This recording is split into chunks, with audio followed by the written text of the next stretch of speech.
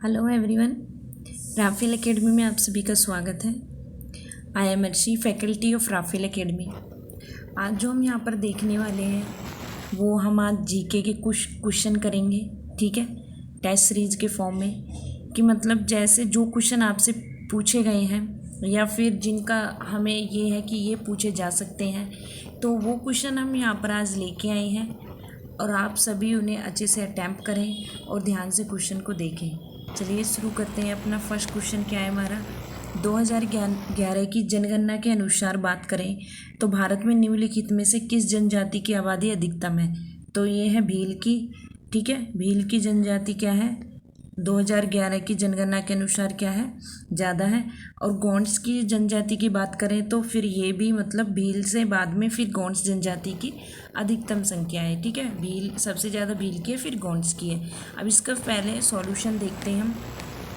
भारत की 2011 की जनगणना के अनुसार भील कुल जनसंख्या कितना है, 46,18,068 के साथ भील सबसे अधिक आबादी वाली जनजाति है, ठीक है।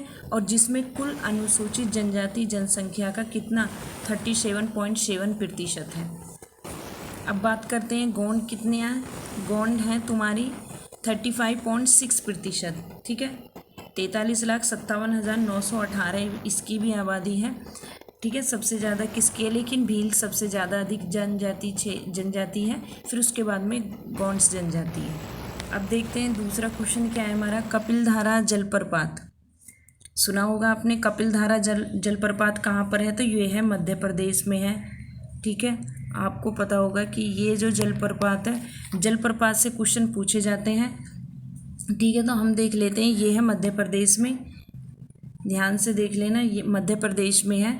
अब देखते हैं कपिलधारा जलप्रपात मध्य प्रदेश के कहाँ पर, अमरकंटक में स्थित है। इसका नाम हिंदू दर्शन के सांख्य स्कूल के जो संस्थापक थे ऋषि कपिला के नाम पर पड़ा है, ठीक है। कपिलधारा अगर पूछा जाए कपिलधारा जलप्रपात का नाम किसके नाम पर पड़ा है, तो जो ऋषि कपिला के नाम पर पड़ा है, संस्थापक जो थे सांख्य हिंदू दर्शन के, उनके नाम पर ये नाम पड़ा है। नीचे बात करें, नीचे कुछ राज्य केंद्र शासित प्रदेश और उनकी वर्तमान में जो राजधानियां हैं वो दी गई हैं, तो उनमें एक गलत है, तो आपको देखना है कि कौन सी उसमें गलत दी गई है, ठीक है।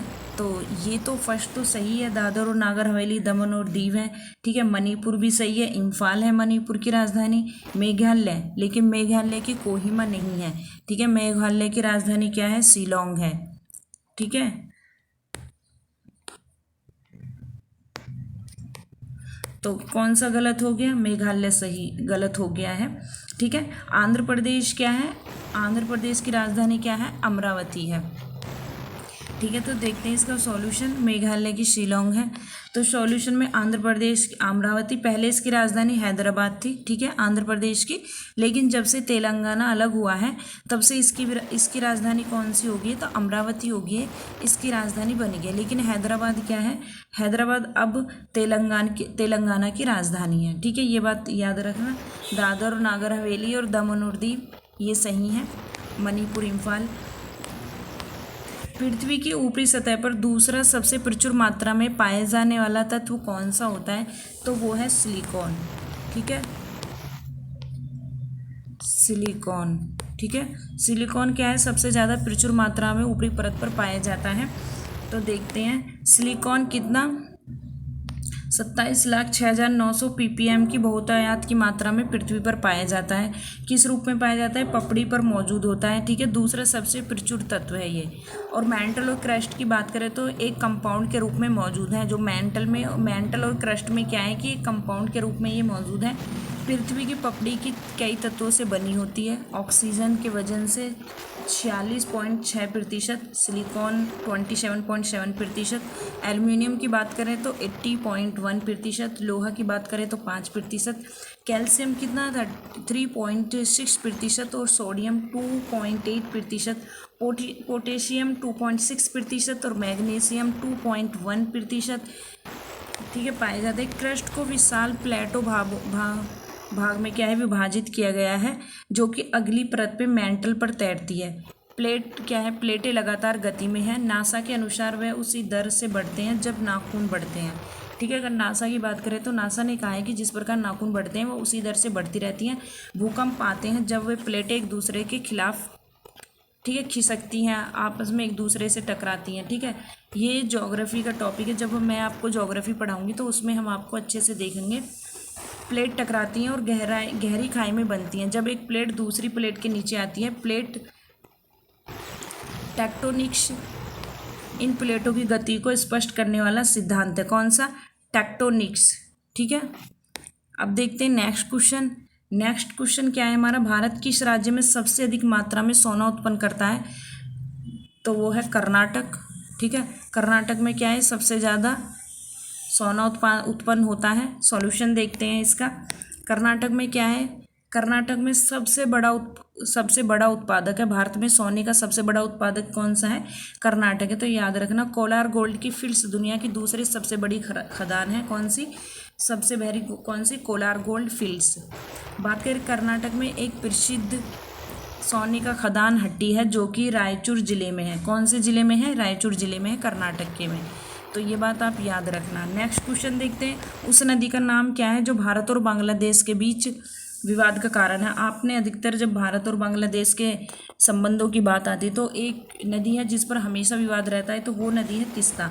तीस्ता पे क्या है तीस्ता पे क्या है कि आपने सुना होगा, तीस्ता पर विवाद भारत और बांग्लादेश के बीच। ठीक है, अभी देखते हैं इसका सॉल्यूशन। तीस्ता नदी को लेकर भारत और बांग्लादेश के बीच विवाद नदी का जो पानी है उसके बंटवारे को लेकर होता रहता है। तीस्ता नदी एक 315 किलोमीटर 196 मील लंबी नदी है जो कि पूर्वी हिमालय में उगती है। कहाँ पे उगती है? पूर्वी हिमालय में, जो बांग्लादेश के माध्यम से भारतीय राज्यों सिक्किम और पश्चिम बंगाल से होकर बहती है और बंगाल की खाड़ी में प्रवेश करती है। तो याद रखना कहाँ पर प्रवेश करती है? बंगाल की खाड़ी में। क्या है? बंगाल की खाड़ी में ये प्रवेश करती है। तीस्ता नदी 7068 मीटर 23,189 फीट से ऊपर पहुंडी या तीस्ता कांग्रेस ग्लेशियर से निकलती है और सिक्किम में हिमालय में गॉर्ज और रैपिड्स के माध्यम से दक्षिण में बहती है। ये सबसे ज़्यादा आपको ध्यान देना है क्योंकि कभी कभी क्वेश्चन में पूछा जा सकता है। तीस्ता नदी मतलब कहाँ से निकलती है? तो कहाँ से, कितना फीट से? 23,189 फीट से ऊपर पाउंड्री या तीस्ता कांग्रेस ग्लेशियर से निकलती है। ठीक है, यहाँ से निकलती है और सिक्किम और हिमालय में जो गार्ज है रेपिड्स के माध्यम से क्या है? दक्षिण में बहती है। अब देखते हैं नेक्स्ट क्वेश्चन कौन सा है। नेक्स्ट क्वेश्चन हमारा है कि भारत को स्पाइस गार्डन के रूप में जाना जाता है। कौन सा स्टेट है जिसको भारत के स्पाइस गार्डन के नाम से जाना जाता है? तो वो है केरल।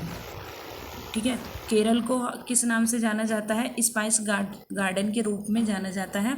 अब देखते हैं सॉल्यूशन। ठीक है, ये है यहाँ पे केरल को जाना जाता है।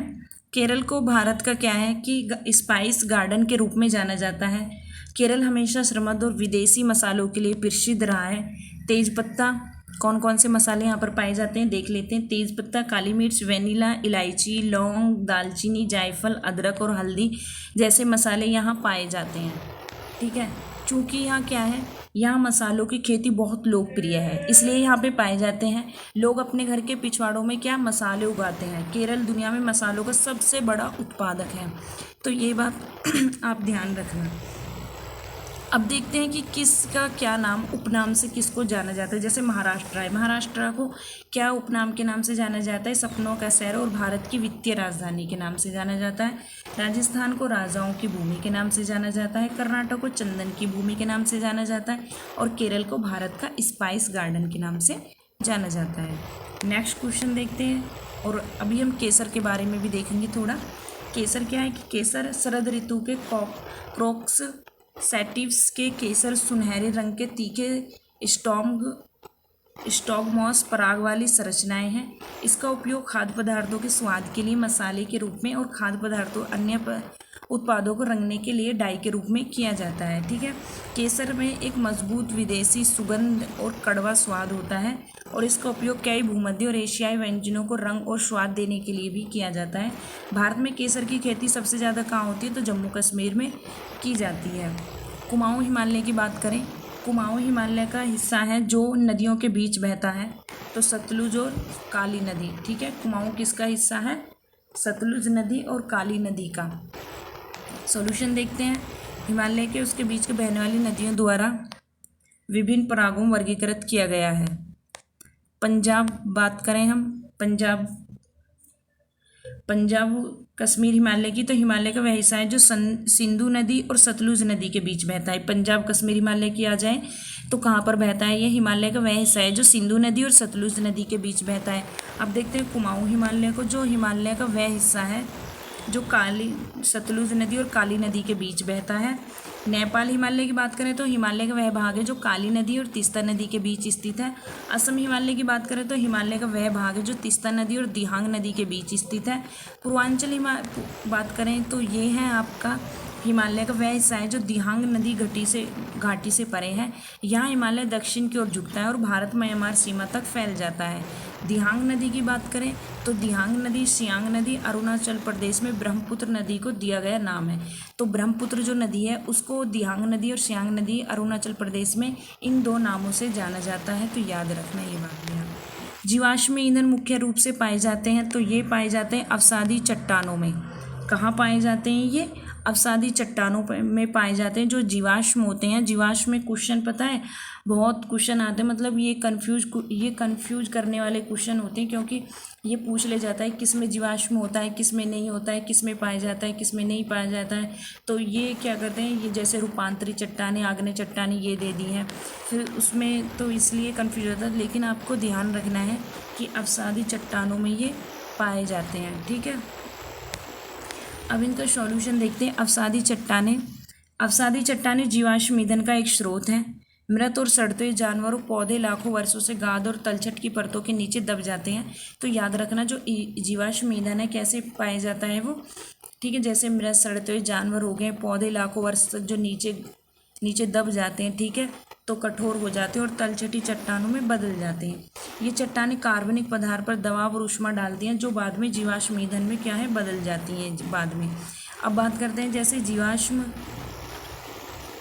शादी अग्नाय चट्टानें और मेटामॉर्फिक चट्टानों में पाए जाते हैं। जीवाश्म जो होते हैं एक तो अग्नाय चट्टानें और मेटामॉर्फिक चट्टानों में भी पाए जाते हैं।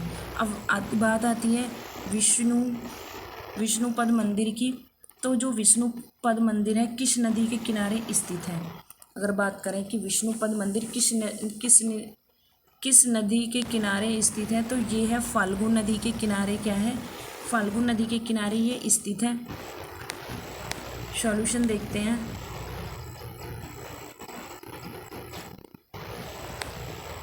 ये इसका सॉल्यूशन नहीं है, ठीक है। फाल्गु नदी, इसमें बस आप ये देखो, इसमें कुछ भी नहीं है। फाल्गु नदी जो है जो बिहार का जो गया है, ठीक है, वहाँ पर है। और इसे जो है किस नाम से जाना जाता है? विष्णुपद मंदिर को विष्णु का मंदिर के नाम से जाना जाता है। कहाँ पर? गया में, ठीक है, गया में है विष्णुपद मंदिर और फाल्गु नदी के किनारे स्थित है। ये दूसरा है, ये इसका दोहन नदी का है। ये दोहन नदी क्या है कि घग्गर नदी की सहायक नदी नहीं है, याद रखना। दोहन जो है राजस्थान के सीकर जिले के मंडोली गांव से निकलती है। दोहन जो है, दोहन नदी के बारे में था ये।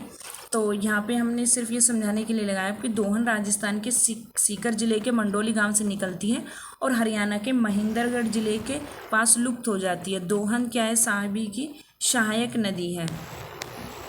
नेक्स्ट क्वेश्चन देखते हैं। उमानंद क्या है? उमानंद द्वीप भारतीय राज्य में स्थित है। कहाँ पर? ये असम में स्थित है। कहाँ पर स्थित है ये है असम में स्थित है, ठीक है। इसका सॉल्यूशन देखते हैं। क्या है इसका सॉल्यूशन? उमानंद द्वीप जो है, उमानंद द्वीप ब्रह्मपुत्र नदी के बीच में स्थित एक छोटा सा द्वीप है। यह असम में स्थित है, ठीक है। कहाँ पर स्थित है? ये असम में स्थित है। इसकी संरचना के कारण इसे अंग्रेजों द्वारा क्या कहा गया है? पीकॉक आइलैंड के रूप में भी नामित किया गया था। तो ठीक है, ये हो गया है यहाँ पे क्वेश्चन।